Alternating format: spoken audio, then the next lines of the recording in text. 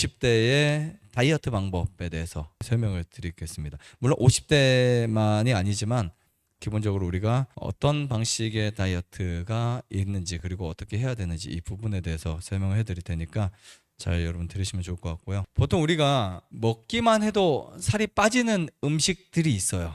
저는 사실은 영양학을 공부하면서 식물학이나 이러한 채소, 과일, 이런 곡류에 대해서 굉장히 관심 있게 지금도 사실은 공부하고 있습니다. 저는 사실 제가 앞으로 취미 가운데 하나가 약초 캐러 다니는 것도 제 취미 중에 하나가 될 수 있어요. 제가 한 몇 년 더 있으면 제가 계속 지금 공부하고 있어요. 천마 같은 거 있죠. 그다음에 송이버섯도 따보고 잔대, 도라지 뭐 이런 거 캐러 다녀보고 산삼도 캐보고 그다음에 저쪽 이 백월산 넘어가면 그 성태산이라는 데가 있어요. 그리고 성주산 그 자락에는 헛개나무가 엄청 큰 나무들이 있어요. 근데 이제 보통 헛개나무들 우리 시중에서 판매하는 거 심어가지고 얻잖아요. 저는 진짜 그 산속에 있는 거, 산속에 가면 자연에서 그냥 올라온 엄청 큰 나무들이 겨울에 지금 정도 가거나 이 전쯤에 이 잎사귀가 떨어지고 바로 가면 밑에 그 검정게 막 쏟아져 있어요. 쏟아져 있는 거 예전에 다 주워다가 끓여가지고 환우분들 막 드리고 했었거든요. 칡도 막 이만한 거 해가지고 아침에 또 강의 전에 환우분들 드리고 했었는데 이 약초에 대해 관심이 되게 많아요. 사실은 원래 약초의 효능도 많고 물론 사실은 상초도 약초입니다. 상추도 치커리도 취나무도 다 약초나 마찬가지. 근데 양리성이 얼마나 강하냐, 폴리페놀이 얼마나 더 많고 파이토케미컬의 어떤 비중이 더 강하냐에 따라서 약초로 더 분류가 되기도 해요. 사실은요. 더 강하고 진한 것들. 하지만 저는 뭐 상관없이 우리가 먹는 쓴바귀도 약이라고 생각하고 있고요. 상추도 약초라고 생각하고 있어요. 하지만 이런 식품들을 다양하게 공부하고 싶기도 하고 많이 공부도 하고 있고 그 다음에 이런 것들을 직접 제가 다니면서 이거는 이제 그냥 순수한 제 취미인 거예요. 제가 뭔가 누군가에게 이렇게 도움을 주는 것도 좋지만 제가 다니면서 산에서 뭔가 발견하는 거 있잖아요. 그런 취미를 가지면서 나중에 이제 유튜브도 찍고 그런 것도 한번 해보려고 이제 계획은 하고 있는데 아마 바빠서 몇 년 후에는 될 것 같아요. 시작을 지금 급한 건 아니지만 그래서 전 나중에 이제 어떤 것들 오랫동안 보관하기 위해서 다 술에다 담궈 놓고 그런 걸 하려고 하고 있거든요. 근데 사실 이렇게 음식들이나 식물들을 좀 관찰하다가 느껴진 것 중에 하나가 특별히 살 빠지는 음식들을 좀 발견을 했어요. 살 빠진 음식들. 우리가 뭐 30대, 40대, 50대가 지나면서 사실 살 빠지는 음식의 조건들이 이렇게 붙더라고요. 근데 이거는 뭐 20, 30대도 상관없어요. 내가 많이 살이 쪘을 때 살을 빼줄 수 있는 사실 어떻게 보면 우리 음식을 먹으면 살이 찐다는 거는 나쁜 거예요. 음식을 먹어 살이 찐다는 건 대사가 안 되고 그 음식이 독으로 내 몸에 저장된다는 뜻이거든요. 그래서 갑자기 어느 날 10kg 찌거나 20kg 찌거나 되게 안 좋은 거예요. 반대로 빠지는 것도 안 좋지만 근데 이 살 빠진 음식의 조건들을 크게 저는 4가지로 보고 있어요. 첫 번째는요. 포만감이 오래 가야 돼요. 아시겠죠? 포만감이 오래 가야 됩니다. 이건 영양학적으로 여러분들과 설명드리는 거예요. 두 번째는 근육을 지킬 수 있어야 돼요. 사실은 내 몸의 근육량이 줄어들면 안 돼요. 세 번째는 혈당이 안정시켜줘야 돼요. 마지막으로 4번째는 혈관 염증이 관리되어야 됩니다. 이 조건이 있어야만 되는데 이 첫 번째 포만감이 오래 가기 위해서는 식이섬유나 단백질이 필요하고요. 두 번째 근육을 지키기 위해서는 단백질이 또 필요하겠죠. 세 번째 혈당을 안정시키기 위해서는 고당도 식품이나 아니면 가공식품을 안 먹어야 되겠죠.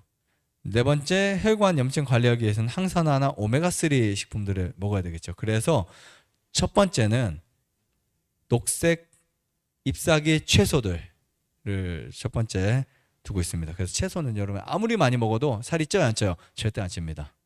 안 쪄요. 칼로리는 낮은데 부피는 커요. 맞죠? 그러니까 코끼리나 얘네들이 먹는 거 보면 칼로리는 되게 낮은데 부피는 커요. 네, 이런 음식들. 식이섬유는 또 많아요. 그래서 포만감이 되게 지속될 수 있습니다. 혈당이 빨리 올라가지 않아요. 여러분 야채 먹고 혈당 빨리 올라가는 일 있나요? 거의 없어요. 불가능합니다. 연구 자료들을 보면요. 채소 섭취만 증가했는데 복부 지방이 감소되는 효과를 정말 많이 보여주고 있습니다. 그래서 보통 배부르게 먹어도 가장 안전한 음식 한 가지를 뽑는다면 야채들이라고 볼 수 있어요. 물론 여기도 이면에는 문제가 되는 것들이 있어요. 제가 채소 많이 먹으면 문제가 되는 것들이 있다고 말씀드리는데 첫 번째는 채소들. 그래서 비대한 분들이 채소를 많이 먹으면 좋아요. 근데 마른 분들이 채소 많이 먹는 거는 또 그렇게 좋지 않습니다. 자, 두 번째는 콩, 두부, 단백질 식품들이에요. 식이섬유가 정말 많습니다. 특히 여성 폐경기 호르몬 균형을 도와줘요. 콩에도 사포닌이 들어있고요. 콩의 레시틴이라든지 콩의 단백질들은 특히 여성 폐경 호르몬에 도움이 되고 남자 같은 경우는 전립선에 되게 좋아요. 그 다음에 혈당을 안정시켜요. 그래서 어떤 논문들을 제가 쭉 읽어보니까 콩 속에는 이소플라본이라는 물질이 많아요. 이소플라본 많이 들어보셨을 거예요. 이 물질이 폐경기에 특별히 어디에 도움을 주냐면 체지방에 도움이 돼요. 엄청 중요한 겁니다. 그래서 어떤 경우는 지방간이 형성되지 않도록 만들기도 하고요. 자, 세 번째는 아마시나 아마시 오일입니다. 염증을 감소시키거나 혈관을 보호시킵니다. 실제로 한 논문의 자료를 보면 오메가3라고 하는 지방산이 충분히 섭취하게 되면 중성지방이 감소돼요. 지방을 섭취하는데 지방이 감소되는 거예요. 너무 신기하죠. 복부 지방이 줄여집니다. 그래서 50대 필수 다이어트 식품이라고 평가되기도 합니다. 아마시나 아마시 오일, 특히 오메가3 지방산의 대명사기도 하죠. 그 다음에 마지막으로 해초류들입니다. 거의 칼로리가 없어요. 보면요, 무칼로리라고 볼 수 있어요. 미역, 다시마 이런 것들. 근데 이 해초류의 섬유질이 아주 특수합니다. 우리 보통 여성분들이 아이를 낳고 자궁이 늘어났을 때 수축시켜서 뭐 먹죠? 미역국을 먹잖아요. 정말 신기하죠. 근데 미국 사람들 미역국 안 먹어요. 그래서 사람들이 따집니다. 미국 사람들 미역국 안 먹는데 미국 사람들은 애당초 달라요. 골격이 달라요. 훨씬 우리보다 큽니다. 그래서 산후조리가 필요 없어요. 동양 아시아 사람들이나 특히 한국 사람들은 산후조리 필수예요. 안 하면 병들어요. 그 사람들 안 했다고 우리도 안 해도 된다. 이거 절대 없습니다. 자궁을 빨리 수축시키는 게 되게 중요해요. 그런데 그 자궁을 수축시키는 물질 중에 하나가 알긴산입니다. 알긴산. 다시마 속에 정말 많이 들어있어요. 이 알긴산은요, 지방 흡수를 억제시켜요. 그래서 우리 몸속에 지방이 들어오면 몸이 그것을 흡수할 수 있잖아요. 그것을 억제하거나 방해하는 게 알긴산이라고 볼 수 있고요. 그리고 갑상선 대사 보조를 해요. 갑상선에 어떤 물질들이 나오는 호르몬이나 이런 물질들을 대사를 보조를 하는데 굉장히 큰 역할을 하고요. 그래서 역시 우리가 국이나 무침으로 충분히 먹어도 괜찮은 식품이라고 볼 수 있습니다. 네 가지는 다 말씀드렸지만 추가로 하나 더 말씀드리면 갑자기 생각나는 게 고구마가 있어요. 고구마는 사실 구워 먹는 것보다 찌어 먹는 것보다 생으로 먹는 게 가장 좋아요. 가장 좋은데 GI가 가장 낮은 식품 중에 하나입니다. 생으로 먹었을 때요. 그러면 이 열량 자체가 안정을 시킬 수 있으면서도 칼로리도 있어요. 그리고 포만감도 있어요. 그리고 사실 고구마는 혈관과 심장을 정말 건강하게 만들어요. 그 때문에 정말 좋은데 진짜 좋은 이유를 아셔야 될 게 뭐냐면 장내 미생물을 많아지게 합니다. 그래서 변비를 예방하거나 혹은 또 장의 환경을 좋아지게 만든다. 생으로 먹었을 때 도움이 정말 많이 된다고 생각하시면 될 것 같습니다. 우리가 꼭 피해야 할 가짜 포만 음식들이 있어요. 가짜 포만감을 내주는 음식들. 뭐가 있을까요? 혈당을 급상시킬 수 있는 흰 떡, 흰 쌀, 그 다음에 또 빵 이런 것들 가짜 포만감이라고 보시면 돼요. 가짜 포만감. 그 다음에 과자, 시리얼, 인슐린을 폭증시켜요. 폭증. 어마어마하게 무서운 것들입니다. 우리가 과자나 일반 시리얼이에요. 일반 시리얼을 사 먹으면 거기에 당분들 엄청 많잖아요. 인슐린을 엄청나게 많이 증가시켜요. 그러니까 췌장이 망가지죠. 그 다음에 달달한 커피. 요즘에 아이스, 아메리카 달달하게 달라고 하는 그 커피도 많잖아요. 그런 커피들을 먹게 되면 지방이 저장이 돼요. 근데 이게 촉진됩니다. 굉장히 빠르게 많이. 그 다음에 내장 지방을 증가시키는 것 중에 또 하나가 야식입니다.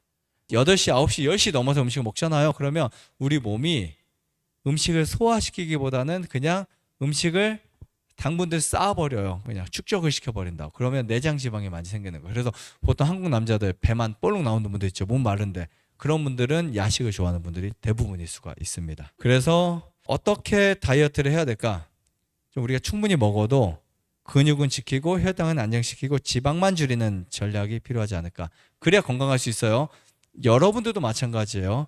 몸이 마른 것은 무조건 좋은 건 아니에요. 어느 정도 마르지만 충분히 근육이 붙어있지 마르면 괜찮아요. 그러니까 똑같은 체중 갖고 있어도 근육량이 많냐 지방이 많냐 이 차이도 되게 중요하고요. 겉으로 볼 때는 저 사람 왜 이렇게 말랐지? 근데 근육이 많아요. 그건 괜찮아요. 근데 저 사람은 말라 보이지 않는데 근육은 없고 그게 다 살이다 지방이다. 그러면 그건 문제가 있을 수 있어요. 무슨 말인지 아시겠죠? 때로는 살은 좀 더 쪘어도 근육이 되게 많으면 큰 문제가 없을 수도 있습니다. 이런 형태의 우리가 다이어트를 충분히 좀 생각하면 좋을 것 같고요. 어떤 음식을 먹냐에 따라서 다이어트는 될 수도 있고 안 될 수도 있다. 이렇게 보시면 될 것 같습니다. 좋아요, 구독, 안내자전 눌러주세요. 눌러주세요.